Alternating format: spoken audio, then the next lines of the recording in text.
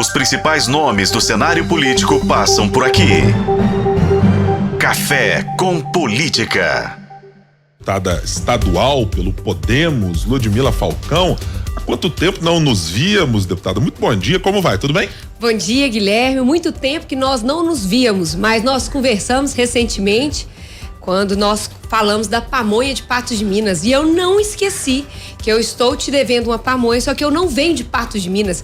Eu venho do Noroeste, de Buritis, de Riachim, Cabeceira Grande. Então eu não trouxe essa pamonha de lá, mas na próxima eu vou trazer pamonha de Patos de Minas. Muito bem, eu vou querer também, viu, deputada? Mas Bom é claro, dia. né, gente? A gente vai trazer pamonha aqui pra todo mundo. A gente não traz uma pamonha, nós trazemos uma caixinha de isopor com várias pamonhas. Ai, que delícia. Esse é o transporte mais popular, possivelmente, de Patos de Minas. Aquela caixinha Exatamente. refrigerada, com pamonha, com aquele monte de pedido que certamente a senhora tem. Na Assembleia, lá da turma que gosta, falando, ô deputado, traz E aquela a pamonha, né? Esses dias eu fui intimada pelo deputado Roberto Andrade uma cachaça. Ele falou, se tem cachaça boa em Patos de Minas, eu não conheço, porque a deputada Lúcia Falcão nunca trouxe. Eu falei, ela só não é boa, como ela é a número 1 exportação para os Estados Unidos de toda Minas Gerais. Vou levar pro senhor, cachaça Leblon. Levei e ele aprovou. E é vendida aqui no Mercado Central, inclusive, viu, deputada? Aliás, a gente tá num lugar propício pra gente falar disso mesmo, né? Falar de pamonha, falar de cachaça, falar de queijo. Certamente a senhora conhece, frequenta e entende aí a importância que tem o Mercado Central de Belo Horizonte, que recebe produtos de Minas inteira, né? Exatamente, conheço o famoso Mercado Central. Eu que tenho uma paixão por mercados municipais, eu que vim de dentro do mercado municipal. O meu avô é um dos cofundadores do mercado municipal de Patos de Minas.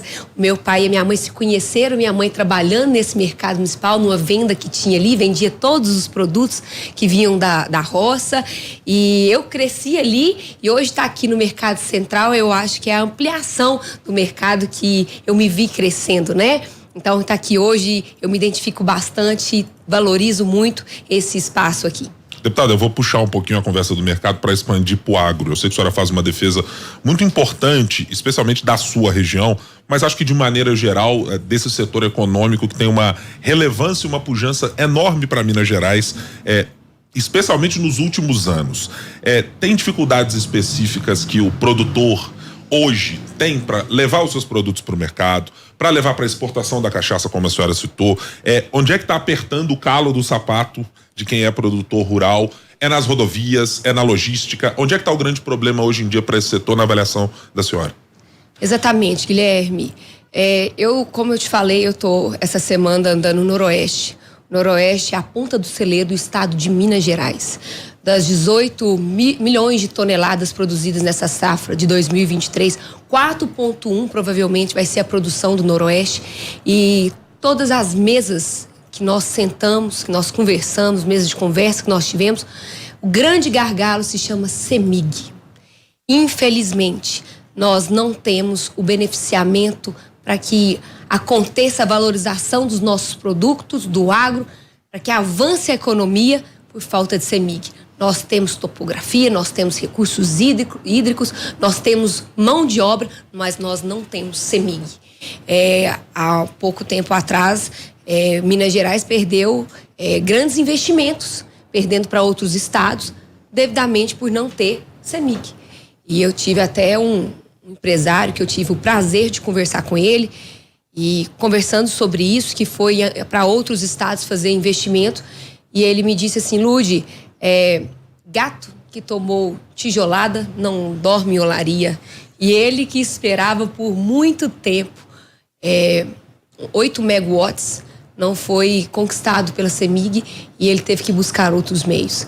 Logicamente, nós estamos falando também, né, da necessidade de escoar as nossas produções.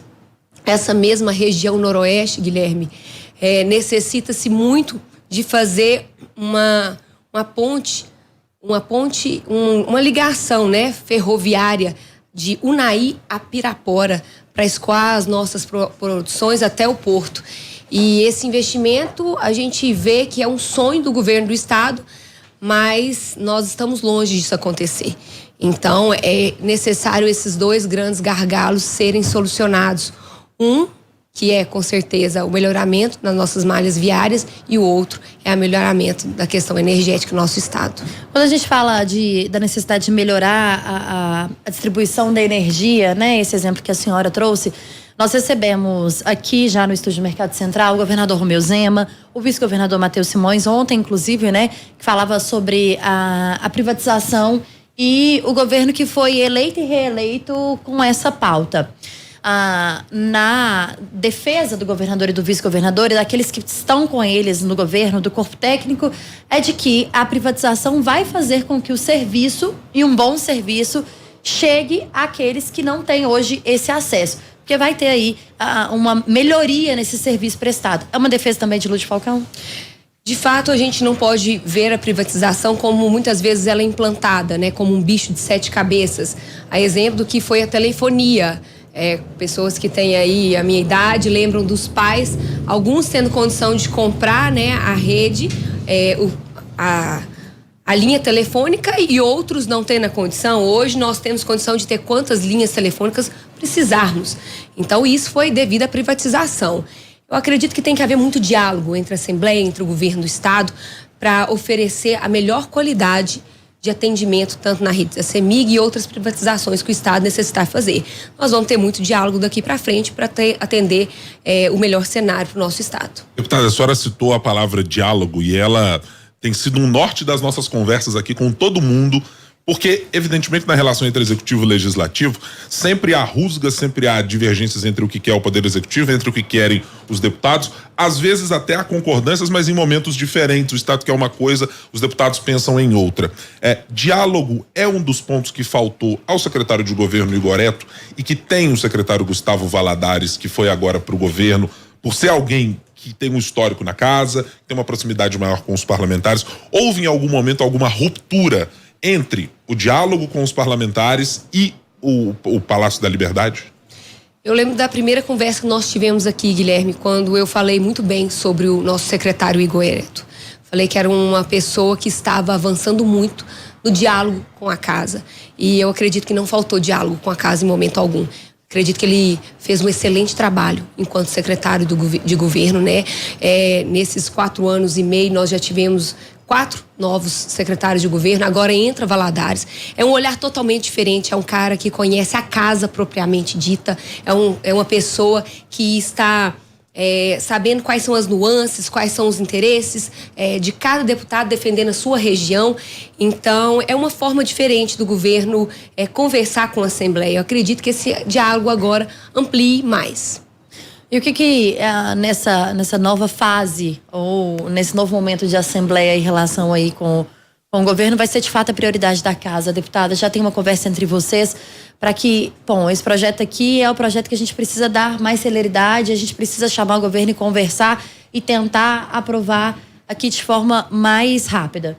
São muitos projetos, né, Thalita, em destaque na casa, né? Não tem como eu nomear um ou outro. São muitas prioridades do governo do estado. A gente sabe o tanto que a gente precisa avançar em vários setores. É tudo um diálogo com o governo do estado, é uma conversa que passa junto com 77 parlamentares. Importante salientar que o governo do estado fez uma campanha juntamente com 45 alinhados da casa, né? Então hoje o governo do estado tem um número recorde comparado com a primeira legislatura. Então, eu acredito que essa casa está em consenso com o governo do estado. É uma casa que tem consciência que Minas Gerais precisa avançar, que merece avançar. É uma casa que tem consciência que foram anos retrógrados antes do governo Zema e que agora Minas Gerais está em ascensão.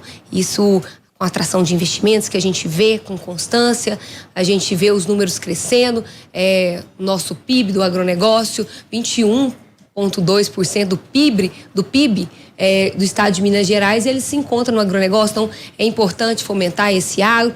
Então a Assembleia tem grande participação nesse avanço do estado. A diversidade ideológica que tem a Assembleia Legislativa, por vezes gerou no começo do mandato muitos problemas, inclusive já mencionados pelo presidente da casa, Tadeu Martins, que precisou intervir em certos momentos e dizer, gente, precisa colocar um freio nas ofensas, nas agressões.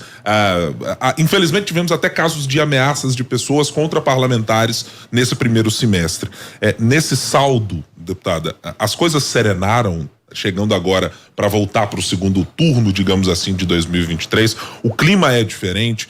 Mesmo as parlamentares mulheres que têm posições ideológicas diferentes, vocês conversam entre si, vocês de alguma maneira se unem em algum momento, ou de fato tem uma cisão ali que é irreparável entre os parlamentares? Guilherme, a Assembleia Legislativa de Minas Gerais, ela é referência para todo o cenário do nosso Brasil, né? É uma casa de muito diálogo, de muito respeito e de muito consenso. Às vezes que tiveram esses atritos, o nosso presidente, grande presidente Tadeu Leite, interviu para manter o respeito pela casa. E essas questões ideológicas acontecem em todos os cenários políticos, né? Mas há um respeito pela casa por esses cenários. Enquanto as nossas mulheres, hoje nós somos um número recorde de mulheres na Assembleia Legislativa, somos 15 mulheres, uma alegria, né, Thalita, esse avanço. E como? Isso. E a gente vê que muitas pautas que, por mais que sejam de ideologias diferentes, quando você fala, por exemplo, em mulheres, todas damos as mãos para fazer com que a política pública em defesa das nossas mulheres avance. Isso foi visto várias vezes. E a nossa vice-presidente, a presidente Leninha, né, uma mulher extremamente engajada, ela faz questão de manter essa união entre as mulheres, igualmente com o nosso presidente Tadeu Leite, faz com que essa harmonia da casa permaneça, prevaleça.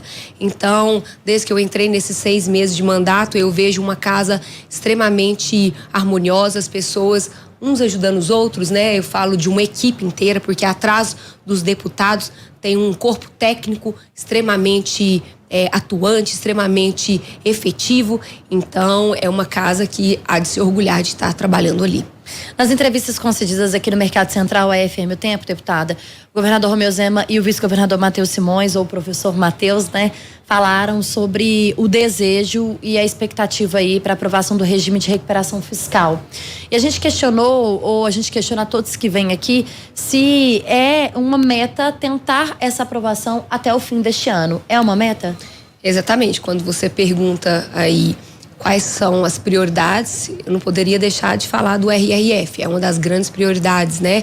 Com certeza precisa haver um consenso, né? Não digo nem só um diálogo, mas um consenso entre todos os parlamentares que com adesão ao RRF, Minas Gerais avança, né? Nós colocamos, como o governador disse, né? Minas nos trilhos, mas é preciso que o Estado avance mais. E isso perfaz muito pela adesão ao regime de recuperação fiscal.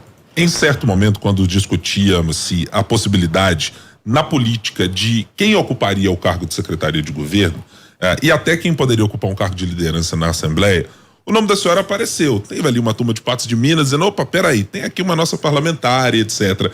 Em algum momento, deputada, a senhora gostou da ideia, assim, ou foi consultada pelo governo sobre essa possibilidade de ocupar algum desses postos? Eu fiquei feliz, confesso, de fato, por terem mencionado o meu nome. Eu tenho um relacionamento muito bom na casa. Logicamente, eu entrei tem 6 meses de mandato. Sei da importância que é uma liderança, ou seja, uma liderança de governo, seja uma liderança de bloco, né? Inclusive, é muito bem executado pelo nosso líder de bloco, Cássio Soares, assim como tem o Ulisses, como tem o nosso Gustavo Santana, que fazem um papel extremamente importante enquanto líderes. O secretário de governo, Gustavo Valadares, desempenhava um excelente papel de acolhimento dos nossos parlamentares, né? Uma intervenção junto ao governo do estado. E eu sei que esse é um papel muito sério. Eu cheguei agora na casa, tem 6 meses de mandato. É importante a gente consolidar as bases, é importante a gente conquistar o apoio da nossa população. Então, essa vivência no Noroeste, essa vivência no Alto Paranaíba, estar perto da sua população, eu sei que ela seria muito comprometida, porque eu teria que dedicar a maior parte do tempo à Assembleia de Minas Gerais. Então, acredito que esse não seja o momento ideal. Mas fico feliz de terem mencionado o meu nome. É uma honra para mim. Eu estou numa construção, cada dia mais, né? São vários degraus e a gente sobe um por vez, com muita humildade, claro. Agora, deputada, essa andança aí por Minas Gerais, é claro que te faz entender de fato o que cada região necessita e o que cada morador ali precisa, né? Minas são muitas, são várias regiões e são muitos municípios. O que a senhora viu hoje que deveria ser prioridade? Talvez o governo não conseguiu ainda avançar, mas que já está olhando talvez para essa pauta, ou que não, porque os deputados têm esse papel também, né? Exatamente. De mostrar ao governo E claro, nós estamos falando de um estado gigantesco e que nem sempre consegue ser olhado com os olhos que deveria. Thalita, nós somos representantes da população. Eu tive 59.381 mil votos e eu represento esses votos com muita veemência, né? Logicamente, venho do Alto Paranaíba, venho do Noroeste Mineiro, e essa região é uma região intrínseca a mim, é uma região que eu conheço profundamente, mas todas as nossas decisões, elas impactam em todo o estado de Minas Gerais. Então, a nossa responsabilidade é com Minas Gerais. Mas, como eu disse aqui no início da nossa conversa, é de fundamental importância que o governo do estado tenha uma atenção especial à CEMIG. É muito importante que isso aconteça. Andando todo o nosso estado, nós deparamos com o problema da CEMIG. Estive com o governador em Uberaba, Uberlândia, há uma semana atrás, quando ele disse que estava viajando e inaugurou a 71ª subestação. Sim, são 211 subestações a serem construídas no nosso estado. O cronograma da CEMIG é um cronograma que demora muito. Na nossa região, no Noroeste, que é a ponta do celeiro do estado de Minas Gerais, onde que 25% do PIB do agronegócio encontra-se ali. A nossa terceira subestação descentralizada em Patos de Minas e Vargião, o cronograma dela é para 2025. O agro não pode esperar. Nós precisamos avançar. Quando você conversa com produtores, eles falam, pivô aqui funciona igual pisca-pisca. Liga 1 e desliga 10. Os motores estão sendo abastecidos com óleo diesel, 40 litros de óleo diesel por hora. Isso é algo insustentável. Esse olhar tem que ser muito atento. O governo é sensível a isso, deputado? Ou seja, quando o parlamentar chega com requerimento ou chega num pedido de audiência, imagino que a senhora faça isso à CEMIG ou ao secretário de governo, ou quem quer que seja. O governo é sensível a isso? Eu não falo só do governo, eu falo do governador. Eu levei essa demanda em uma conversa com o governador, expliquei a situação. O governador falou, na próxima semana estarei sentado com o presidente da CEMIG, conversando sobre isso.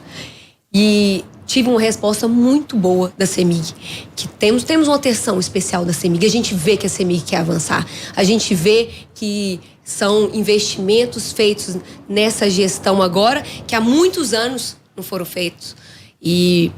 Mas o produtor não pode esperar. E, logicamente, é impossível você falar de Minas Gerais sem falar da malha viária, né? 30 mil quilômetros de estradas que ao longo dos tempos não foram recuperadas e agora o governo do estado precisa fazer essa recuperação.